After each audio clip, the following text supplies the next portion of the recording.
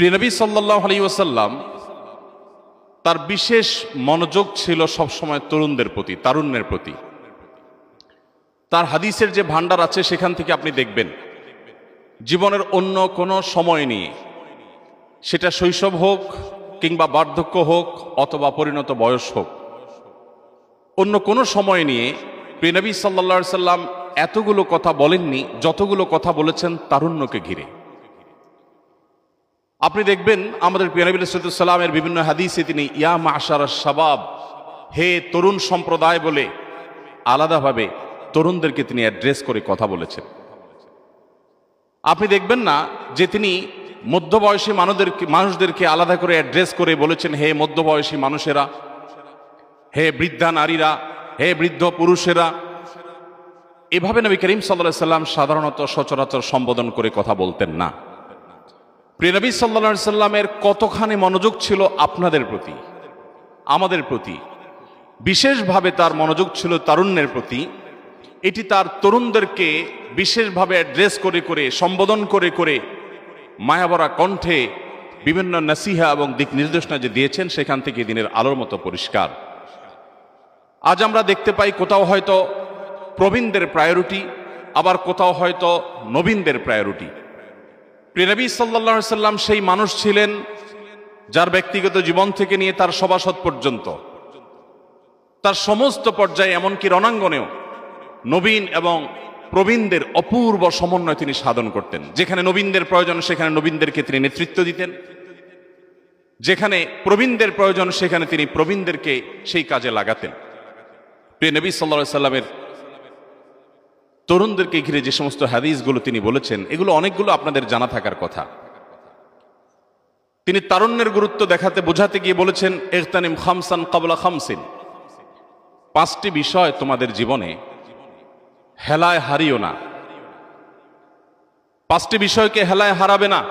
পাঁচটি বিষয় এগুলোর বিশেষভাবে তোমরা কদর করবে, মূল্যায়ন করবে, অবহেলায় অযত্নে যেন এই পাঁচটি সম্পদ তোমাদের জীবন থেকে হারিয়ে না যায়।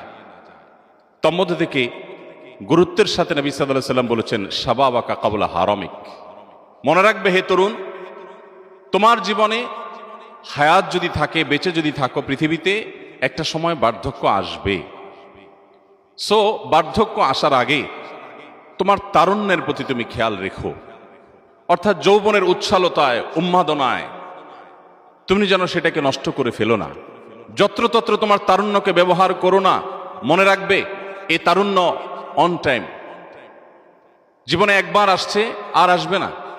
আলী রাদিয়াল্লাহু তাআলা আনহু তার একটি প্রসিদ্ধ কবিতা আছে, বাকাইতু আলা শাবাবিন ক্বাদ তাওয়াল্লা ফায়া লাইতাশ শাবাব লানা ইয়াউদু।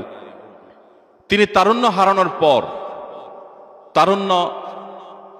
তারুণ্যের বয়সটি পার করার পর বলেছিলেন কেঁদে কেঁদে, আমি আমার সেই তারুণ্য, আমি আমার সেই যৌবনের জন্য এখনো কেঁদে ফিরি, যেই যৌবন, যে তারুণ্য আমার জীবন থেকে হারিয়ে গেছে।